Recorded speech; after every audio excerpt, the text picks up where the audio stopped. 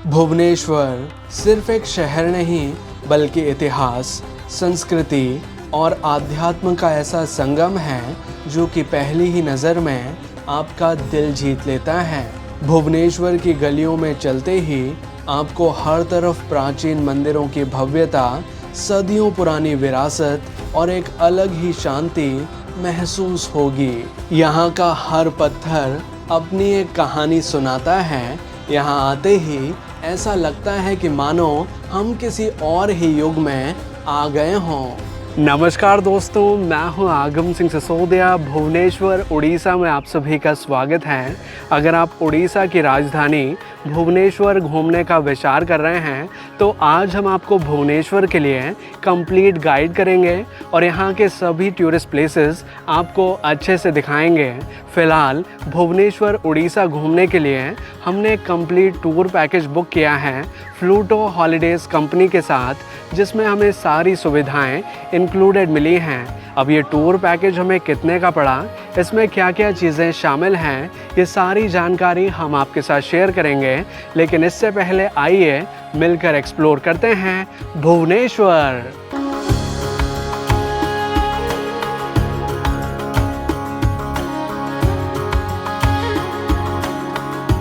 भुवनेश्वर यात्रा हम कर रहे हैं जून के महीने में। भुवनेश्वर उड़ीसा की राजधानी है, जहां तक बाय रोड, बाय ट्रेन या बाय फ्लाइट बहुत आसानी से पहुंचा जा सकता है। हमारी भुवनेश्वर यात्रा की शुरुआत होती है भुवनेश्वर एयरपोर्ट से, क्योंकि हम यहां पहुंचे हैं बाय एयर। हमने डायरेक्ट फ़्लाइट ली थी न्यू दिल्ली से, जिसे भुवनेश्वर पहुंचने में लगभग 2.5 घंटे का समय लगा है।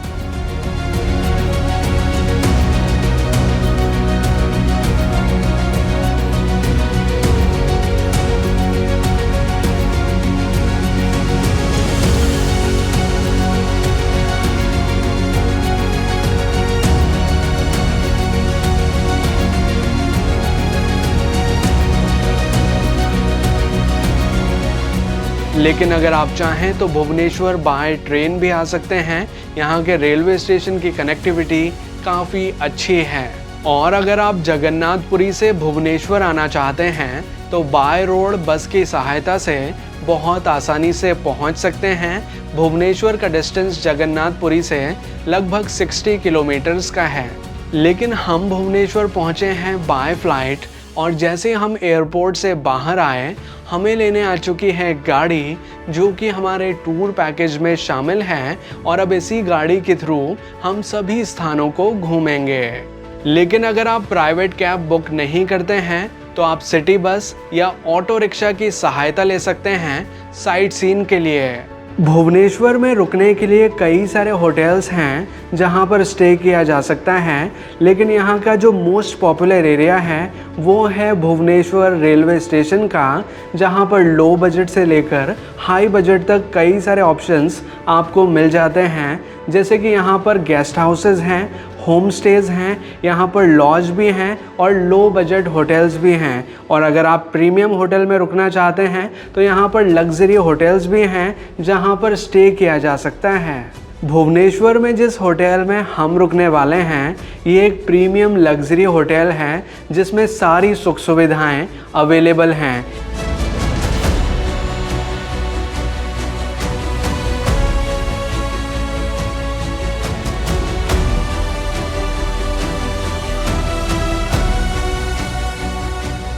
इस होटल के जिस रूम में हम रुकने वाले हैं उसका रूम टूर मैं आपको कराना चाहूँगा।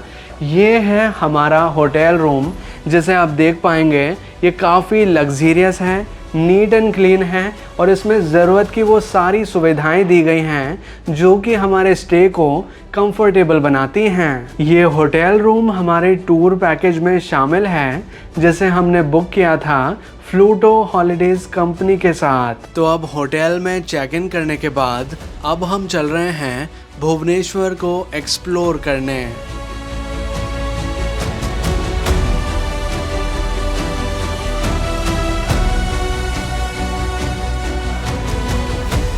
ये है भुवनेश्वर का सबसे प्रसिद्ध लिंगराज मंदिर, जिसका डिस्टेंस भुवनेश्वर रेलवे स्टेशन से लगभग 4.5 किलोमीटर का है।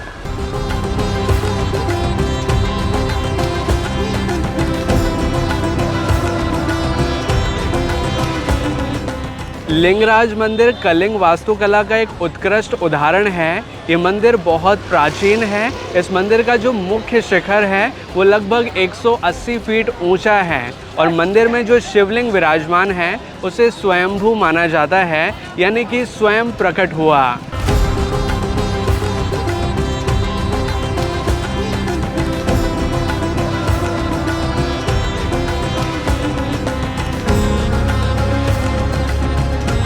लिंगराज का अर्थ होता है लिंग के राजा, अर्थात भगवान शिव, यानी कि यहाँ का जो मुख्य मंदिर है वो भगवान शिव को समर्पित है।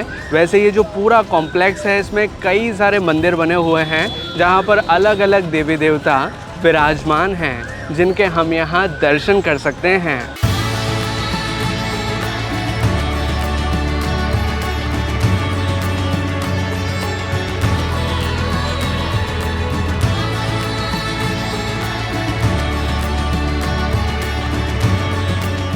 मंदिर के अंदर कई सारी ऐसी चीज़ें हैं जिन्हें अंदर ले जाना अलाउड नहीं होता, जैसे कि आप मंदिर के अंदर किसी भी तरह का लेदर आइटम नहीं ले जा सकते हैं। मंदिर के अंदर किसी भी तरह का इलेक्ट्रॉनिक डिवाइस ले जाना भी अलाउड नहीं है, जैसे कि मंदिर के अंदर हम मोबाइल फ़ोन और कैमरा नहीं ले जा सकते हैं।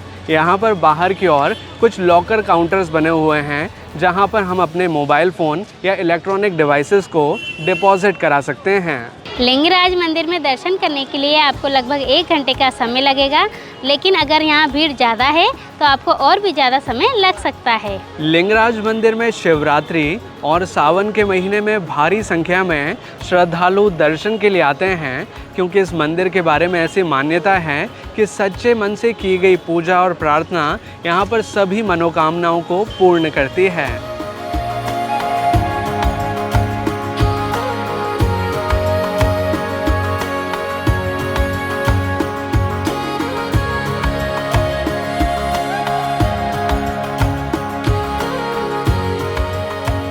अब आ चुका है अनंता वासुदेव मंदिर, जो कि भगवान वासुदेव श्री कृष्ण का मंदिर है, जहां पर हम भगवान के दर्शन के लिए आते हैं।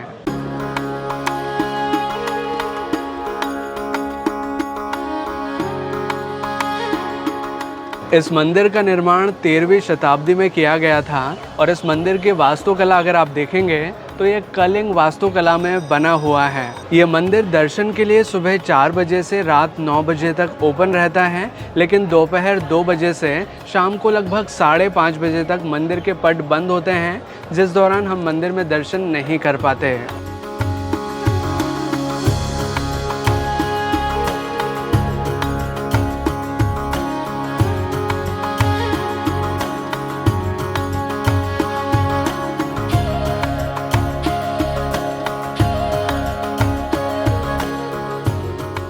इस मंदिर में भगवान श्री कृष्ण के साथ बलभद्र और सुभद्रा देवी भी विराजमान हैं, जिनके हम यहाँ दर्शन कर सकते हैं। इस मंदिर की परंपराएं जगन्नाथपुरी मंदिर से मिलती जुलती हैं। इस मंदिर की एक और बड़ी विशेषता है कि इस मंदिर में एक बहुत बड़ी रसोई है, जहाँ पर भगवान का प्रसाद पकाया जाता है, जिसे श्रद्धालु ग्रहण भी करते हैं।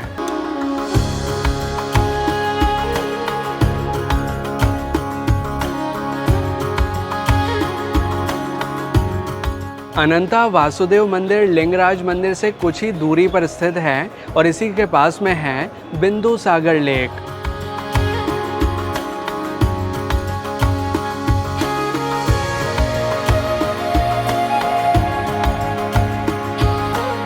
ये है बिंदु सागर झील, जिसका धार्मिक और पौराणिक महत्व बहुत ज़्यादा है। इस लेक का नाम बिंदु सागर लेक इस वजह से है क्योंकि ऐसा माना जाता है कि भारत की सभी पवित्र नदियों का एक एक बूंद जल इसमें मिला हुआ है। बिंदु सरोवर के बीच में भगवान का एक मंदिर भी बना हुआ है, जहाँ पर चंदन यात्रा के दौरान भगवान को ले जाया जाता है और वहीं पर भगवान को भोग लगता है।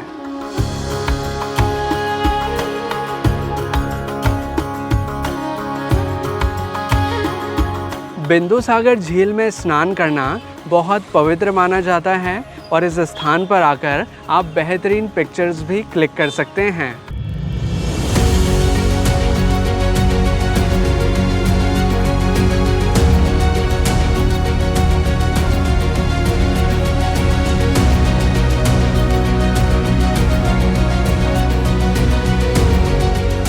अब आ चुका है धौली शांति स्तूपा, जिसका डिस्टेंस भुवनेश्वर रेलवे स्टेशन से लगभग 12 किलोमीटर्स का है।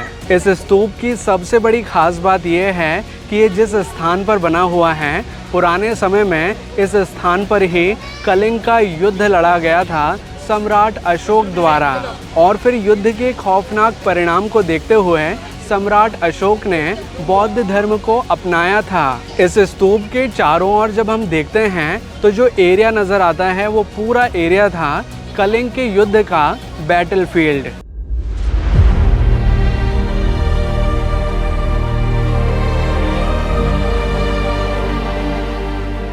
ये स्तूप धर्म, अहिंसा और शांति का प्रतीक है। इसे देखने के लिए कई सारे लोग यहाँ आते हैं। शांति स्तूप के ऊपर भगवान बुद्ध और उनके जीवन से जुड़ी हुई कई सारी घटनाओं का विवरण देखने मिलता है, जिसे यहाँ पर देखा जा सकता है।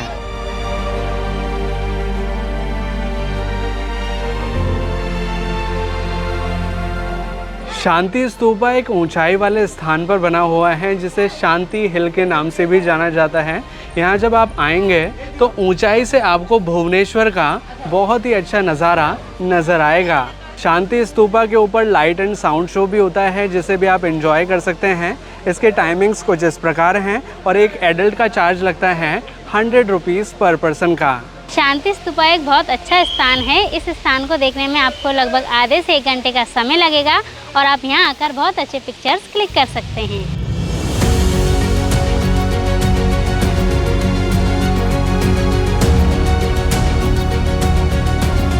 अब आ चुकी हैं उदयगिरी और खंडगिरी की गुफाएं, जो कि 2 गुफाओं के समूह हैं। दोनों गुफाओं के समूह 2 अलग अलग पहाड़ियों पर बने हुए हैं।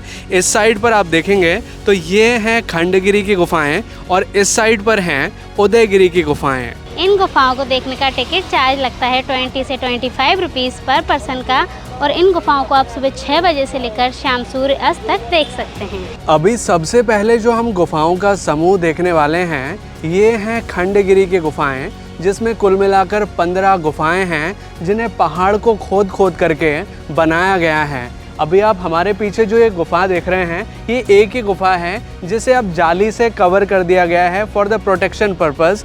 इसी प्रकार से यहाँ 15 गुफाएं हैं जिन्हें देखा जा सकता है। इन गुफाओं में से कुछ गुफाएं ऐसी हैं जहां पर आज भी पूजा की जाती है। ये एक तरह के एक्टिव टेम्पल्स हैं, जैसे कि ये है 12 भुजा टेम्पल, जो कि माता अम्बे का मंदिर है, जहां पर आप दर्शन कर सकते हैं। ये जो गुफा है ये 1st सेंचुरी की है, बहुत पुरानी है, लेकिन जो मूर्तियां हैं वो आज भी संरक्षित हैं।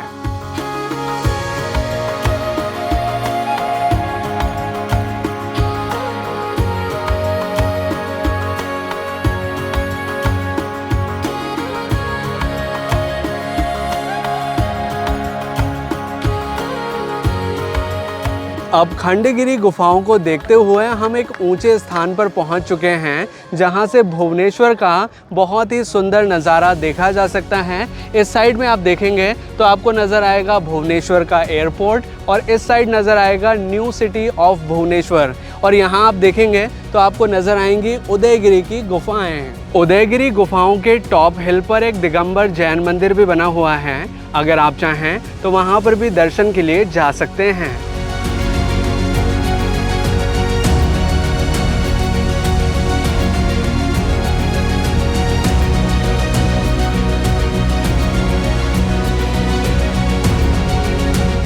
अब आ चुकी हैं उदयगिरी की गुफाएं, जहां पर कुल मिलाकर 18 गुफाएं हैं। ये गुफाएं खंडगिरी की गुफाओं के कंपैरिजन में वेल डेवलप्ड हैं। इसमें बहुत ही सुंदर कार्विंग देखी जा सकती है।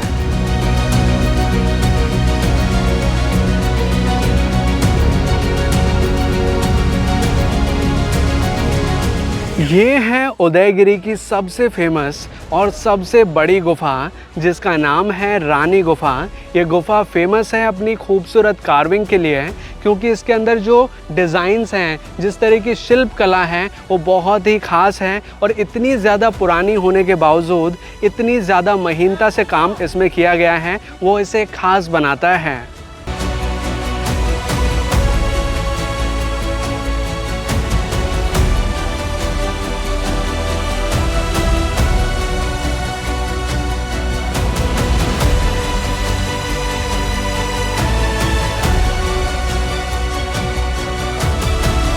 अभी जो आप गुफा देख रहे हैं, इसका नाम है एलिफेंट केव, जिसे हाथी गुफा के नाम से जाना जाता है। ये उदयगिरी केव की एक मशहूर गुफा है, क्योंकि इसके अंदर ब्राह्मी लिपि में युद्ध के बारे में विवरण लिखा हुआ है।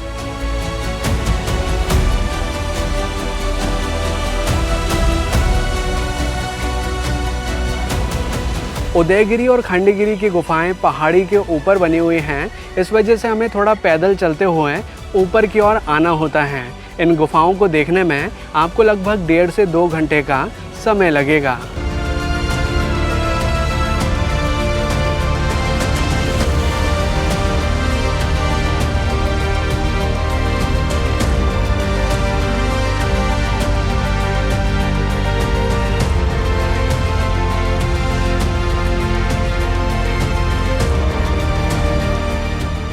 अब भुवनेश्वर के एक सुंदर और प्रसिद्ध मंदिर कॉम्प्लेक्स में हम आ चुके हैं, जहां पर छोटे बड़े कई सारे मंदिर बने हुए हैं। लेकिन इस मंदिर कॉम्प्लेक्स में 4 मंदिर ऐसे हैं जो कि प्रमुख माने जाते हैं, जो कि हैं मुक्तेश्वर मंदिर, सिद्धेश्वर मंदिर, केदार गौरी मंदिर और परशुरामेश्वर मंदिर। ये सभी मंदिर कलिंग आर्किटेक्चर में बने हुए हैं, जो कि देखने में बहुत सुंदर लगते हैं। यहाँ आप सुबह से शाम तक दर्शन के लिए कभी भी आ सकते हैं।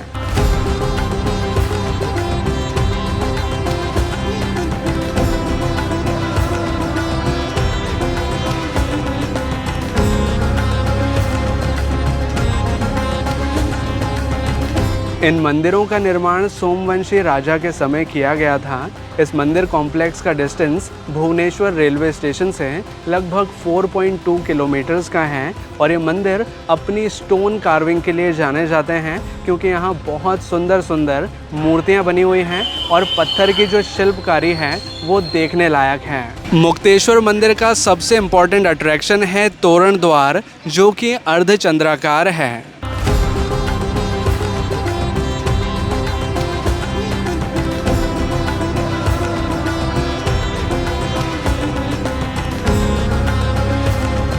अभी जो आप मंदिर देख रहे हैं, इसका नाम है परशुरामेश्वर मंदिर, जो कि एक बहुत ही सुंदर मंदिर है, क्योंकि इस मंदिर के बाहरी स्वरूप में आप देखेंगे तो आपको कई सारी प्रतिमाएं नज़र आएंगी, कई सारी स्टोन कार्विंग्स नज़र आएंगी, जो कि बहुत बारीकी से यहाँ पर तराशी गई हैं। इस मंदिर के बाहर कई सारे देवी देवताओं के चित्रण भी देखने मिलते हैं, जिनके भी आप दर्शन कर सकते हैं।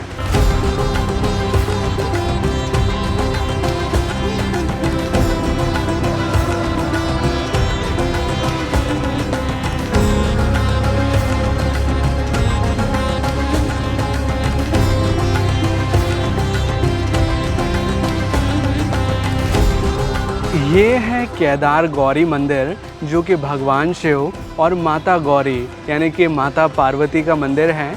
इस मंदिर की सबसे बड़ी विशेषता ये है कि यहाँ का शिवलिंग एक अनूठा शिवलिंग है, जो कि नॉर्मली हमें नज़र नहीं आता। इस मंदिर कॉम्प्लेक्स में भगवान शिव के मंदिर के सामने ही माता पार्वती का मंदिर भी है, जहाँ पर भी हम दर्शन कर सकते हैं। ये मंदिर कॉम्प्लेक्स बहुत सुंदर है। इसे देखने में आपको लगभग 1 से 1.5 घंटे का समय लगेगा। और एक बहुत ही अच्छा फ़ोटो पॉइंट भी है, जहाँ पर आकर आप बहुत अच्छे पिक्चर्स क्लिक कर सकते हैं।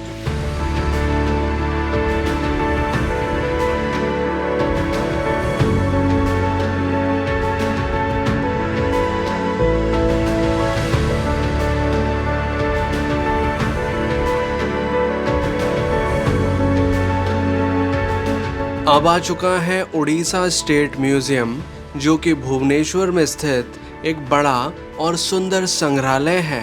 इस म्यूजियम को देखने का टिकट शुल्क लगता है 20 रुपीज़ पर पर्सन का। ये म्यूजियम सुबह 10 बजे से शाम को 5:30 बजे तक ओपन रहता है, लेकिन इसकी लास्ट एंट्री दी जाती है लगभग 4:30 बजे तक और हर मंडे इस म्यूजियम का अवकाश होता है। अगर आप उड़ीसा के कल्चर और इसकी संस्कृति को करीब से देखना चाहते हैं तो ये म्यूजियम एक अच्छी जगह है।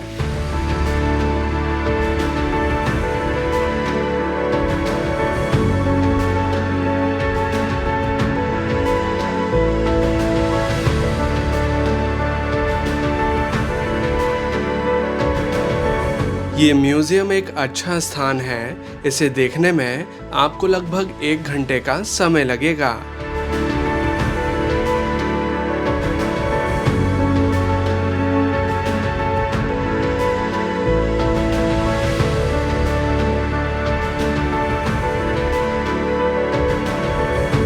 अब आ चुका है भुवनेश्वर का फेमस राम मंदिर, जो कि अपनी सुंदर वास्तुकला के लिए जाना जाता है। इस मंदिर का डिस्टेंस भुवनेश्वर रेलवे स्टेशन से लगभग 1.5 किलोमीटर का है। इस मंदिर के अंदर भगवान श्री राम, लक्ष्मण जी और माता सीता के साथ विराजमान हैं, जिनके हम यहाँ दर्शन करते हैं। लेकिन मंदिर के कॉम्प्लेक्स में और भी कई सारे मंदिर बने हुए हैं, जिसमें कई सारे देवी देवता विराजमान हैं, जिनके भी हम यहाँ दर्शन कर सकते हैं।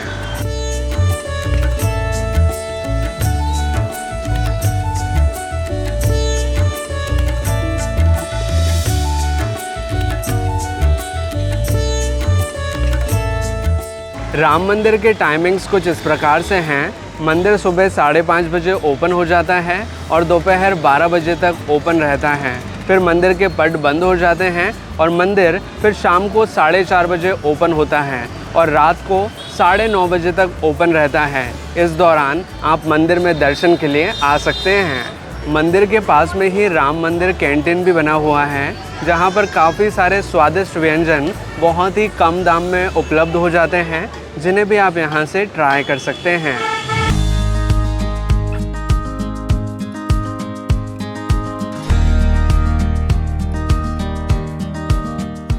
अब आ चुका है भुवनेश्वर का सबसे फेमस नंदनकानन जूलॉजिकल पार्क, जो कि भारत का दूसरे नंबर का सबसे बड़ा चिड़ियाघर है, जिसमें कई सारी वैरायटी के वाइल्ड एनिमल्स देखे जा सकते हैं।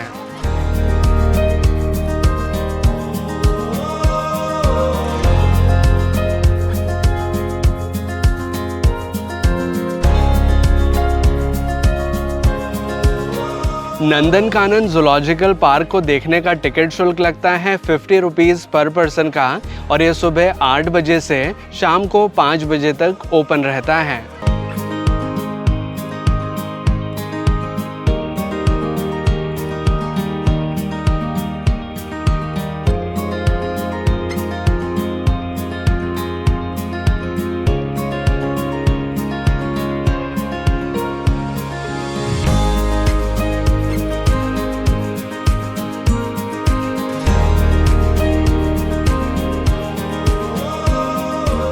नंदनकानन जूलॉजिकल पार्क एक बड़ा चिड़ियाघर है। इसे अगर आप चाहें तो बाय वॉक घूम सकते हैं, लेकिन अगर आपको सुविधा चाहिए तो यहाँ पर कुछ इस तरह के बैटरी व्हीकल्स चलते हैं, जिनका चार्ज लगता है 130 रुपीज़ पर पर्सन का।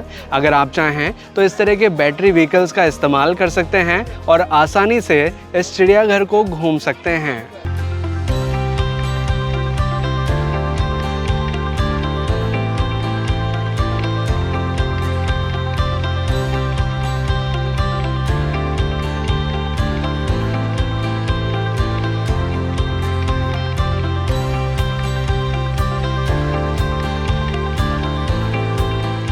नंदनकानन का अर्थ होता है स्वर्ग का बगीचा, यानी कि garden of God's.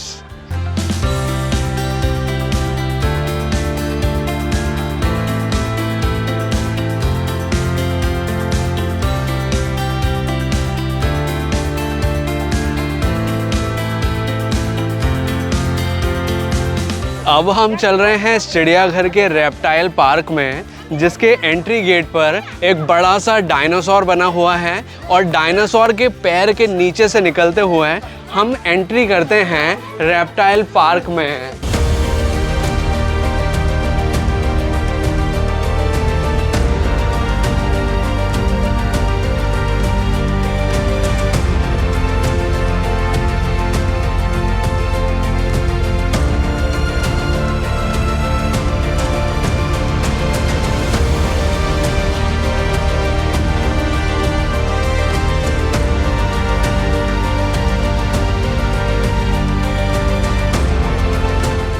Nandankanan zoo में चिड़ियाघर को देखने के साथ साथ हम वाइल्ड लाइफ सफारी का आनंद भी ले सकते हैं। यहाँ पर कुछ इस तरह की बसेस चलती हैं जिसमें वाइल्ड लाइफ सफारी कराई जाती है। टोटल मिलाकर यहाँ पर 4 सफारीज़ होती हैं, lion safari, tiger safari, deer safari और बियर सफारी। इन चारों सफारीज़ का एक कंबाइंड टिकट होता है जिसका मूल्य है 120 रुपीज़ पर पर्सन का, अगर आप इस सफारी को इस तरह की एसी बस में करते हैं। अगर आप नॉन एसी बस में करते हैं तो इसका चार्ज लगता है 75 रुपीज़ पर पर्सन का। अब सफारी बस के अंदर हमने प्रवेश कर लिया है। सफारी बस कुछ इस प्रकार की होती हैं, ये पूरी तरह से पैक होती है। इसके जो विंडोज़ हैं उस पर ग्रिल्स लगी होती हैं, क्योंकि सफारी के दौरान हम जाते हैं एक तरह से जंगल के हिस्से में जहाँ पर वाइल्ड एनिमल्स ओपन में होते हैं और हम होते हैं केज में। ये एक्सपीरियंस ख़ास बनाता है सफारी को, क्योंकि चिड़ियाघर में हम वाइल्ड एनिमल्स को उनके केज में देखते हैं और हम ओपन में होते हैं, लेकिन सफारी के दौरान इसका जस्ट अपोजिट होता है कि हम जाते हैं जंगल में, वाइल्ड एनिमल्स खुले में हैं और हम केज में होकर के उन्हें देखते हैं और ये एक्सपीरियंस काफ़ी ख़ास होता है।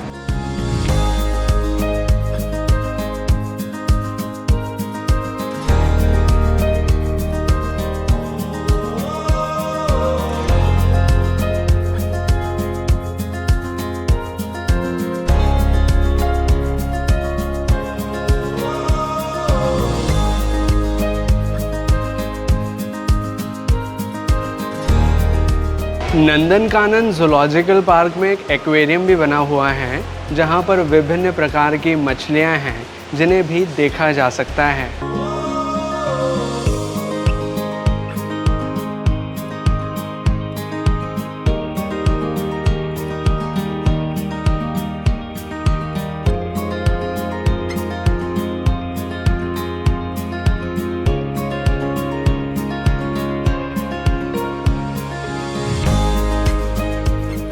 नंदनकानन ज़ूलॉजिकल पार्क एक बड़ा चिड़ियाघर है। इसे देखने में आपको कम से कम 3 से 4 घंटे का समय लगेगा। अगर आप पैदल देखते हैं तो ज़्यादा समय लगेगा। अगर आप गोल्फ कार्ट की सहायता से देखते हैं तो आपको थोड़ा कम समय भी लग सकता है।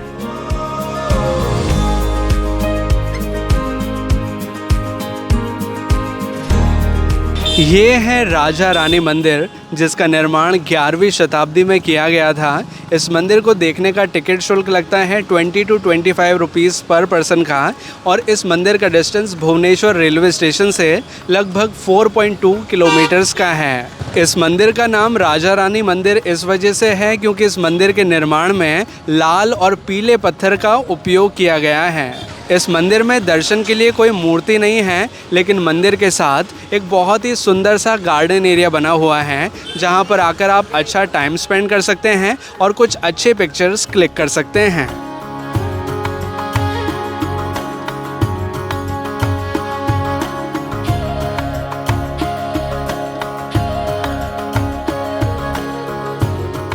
ये है उड़ीसा स्टेट ट्राइबल म्यूज़ियम, जहां हमें देखने मिलती है उड़ीसा के ट्राइबल कल्चर से जुड़ी कई सारी चीज़ें, यानी कि यहाँ के जो आदिवासी रहते हैं वो किस तरह की चीज़ों को उपयोग में लेते हैं, उनका कल्चर किस तरह का होता है, उससे जुड़ी हुई चीज़ें यहाँ पर देखने मिलती हैं।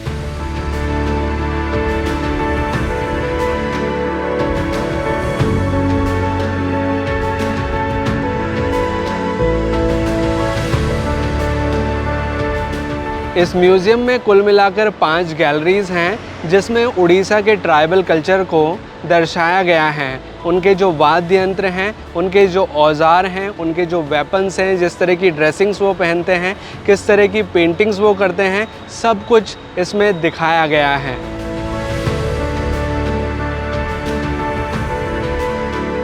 इस म्यूज़ियम को देखने का टिकट शुल्क लगता है 10 रुपीज़ पर पर्सन का। ये सुबह 10 बजे से शाम को 5:30 बजे तक ओपन रहता है, लेकिन एवरी मंडे इसका अवकाश रहता है।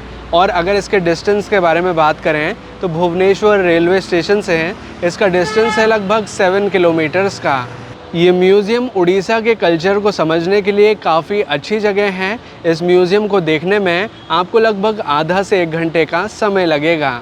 तो ये हैं भुवनेश्वर के सभी प्रसिद्ध स्थान, लेकिन अगर आप चाहें तो भुवनेश्वर के साथ साथ कोणार्क सन टेम्पल और जगन्नाथपुरी के दर्शन के लिए भी जा सकते हैं।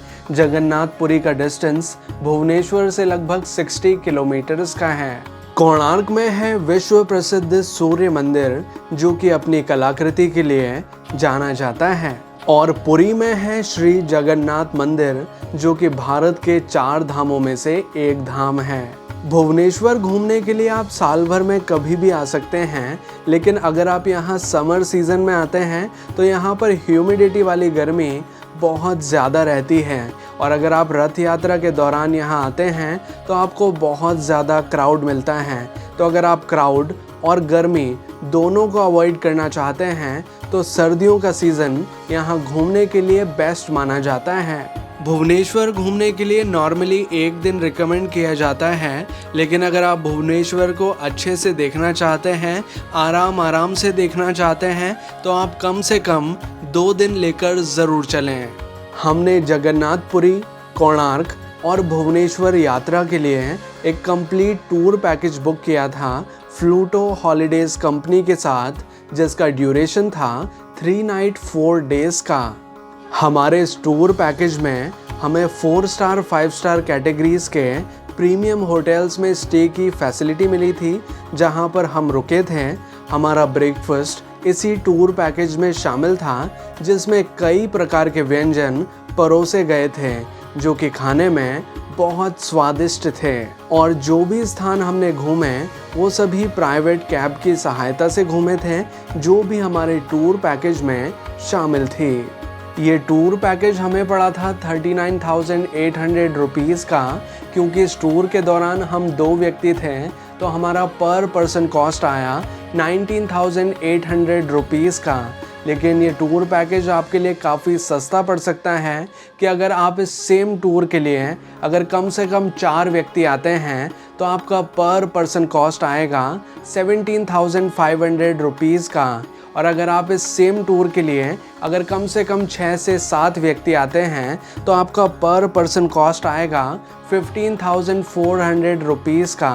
कुल मिलाकर बात ये है कि जितने ज़्यादा लोग आप आएंगे उतना सस्ता आपके लिए पैकेज रहेगा। एक और तरीका है जिससे कि टूर पैकेज आपके लिए और ज़्यादा सस्ता पड़ सकता है। हमने इस टूर पैकेज को बुक किया था 4 स्टार 5 स्टार कैटेगरी के प्रीमियम होटल्स के साथ। इस वजह से हमारा पैकेज कॉस्ट काफ़ी ज़्यादा आया था। लेकिन अगर आप 4 स्टार 5 स्टार होटल्स की जगह 3 स्टार होटल्स को चूज़ करें या फिर बजट फ्रेंडली होटल्स को चूज़ करें तो आपका पैकेज कॉस्ट काफ़ी ज़्यादा कम आएगा। लेकिन एक बात ध्यान में रखने की है कि सीज़न वाइज पैकेज के कॉस्ट ऊपर नीचे हो सकते हैं, स्पेशली अगर रथ यात्रा का समय है या फिर कोई फेस्टिवल टाइम है तो उस दौरान रेट्स बहुत ज़्यादा हाई भी हो सकते हैं। तो ये है भुवनेश्वर और भुवनेश्वर घूमने से जुड़ी संपूर्ण जानकारी। आई होप कि आपको ये वीडियो अच्छा लगा होगा। अगर आपको ये वीडियो अच्छा लगा है तो प्लीज़ वीडियो को लाइक कीजिएगा, इसे शेयर ज़रूर कीजिएगा अपने दोस्तों और अपने फैमिली मेम्बर्स के साथ। और अगर आपने चैनल अभी तक सब्सक्राइब नहीं किया है तो प्लीज़ चैनल को सब्सक्राइब कीजिए, बेल आइकन को दबाकर ऑल पर प्रेस कीजिए ताकि इसी तरह के वीडियो नोटिफिकेशंस आपको आगे भी मिलते रहें।